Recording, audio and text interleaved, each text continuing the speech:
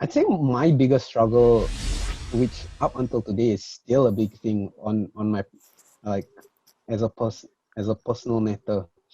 Um, very often is the issue of identity separate from ministry, right? Okay, so what is this? Like my personal identity apart from what I do in ministry, right? Right, right, right. Because like I said, we live in a culture where so much of what you do is, and we place so much value on what someone does, right? Mm. and and so 5 years ago, I did this thing. It's called a DTS, a discipleship training school, right?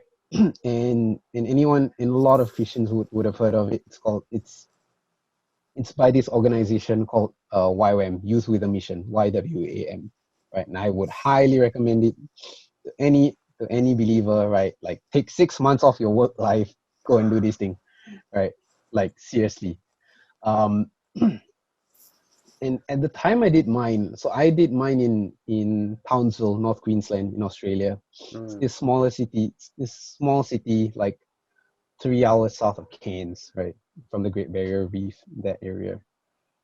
And I'd already been working in church for like the last 2.5 years, right? And one of my big things was, because my whole life, right, had been found in this job that I'd been doing already, right?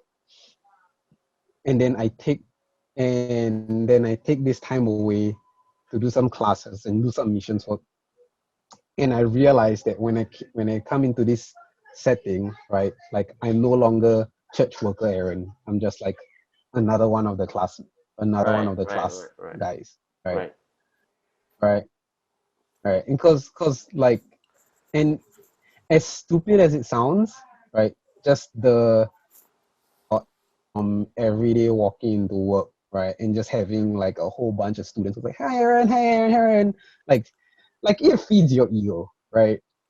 Like, it just feeds you there, right? And I realized, like, I come into this new setting and like I don't have that, right? Mm. And like, apart from this ministry that I've become so accustomed to, right? If that is taken away, then who am I, right? I And see. that was, yeah, and that was a big part of my growth while I was there. Um, and I thought I was done with it, working on the area. But then there was like a whole thing when I left my job in that church, right? And like, what is that? What is that again, right? Like, the last 5 years of my life, like, has literally just been like preaching and worship leading and running events. And then, like, now apart from that, what am I now, right? Mm. And that was like the whole first half of 2018. Uh, and then I ended up here. So, and even now, right? Like, in this whole COVID situation, not being able to do my usual things, right? Like, if I'm not leading worship, if I'm not uh preaching, not like running my usual events, like, what am I then, right? Mm. And it really forces you into that place of like, remember that who you are, your value and your identity and your sense of worth is not based on what you do, but in who you know. Yeah, True. and so yeah, and so and so, like, if you ask me, like, my biggest struggle in my faith, my biggest struggle in what I do is this, right? Because evidently, right, God's not done confronting me about this, right? Like, Mm. it's so annoying. It's like, I thought we were done. No, I thought we were done. No, right? Like, and so yeah, like, that's that on a personal level, like, apart from ministry, that's always been my big thing. Mm. Yeah. Wow, man. Yes, if you guys are listening, so I think that's a really great point.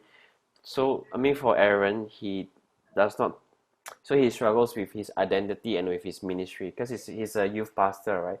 His ministry is Yeah. his form of work.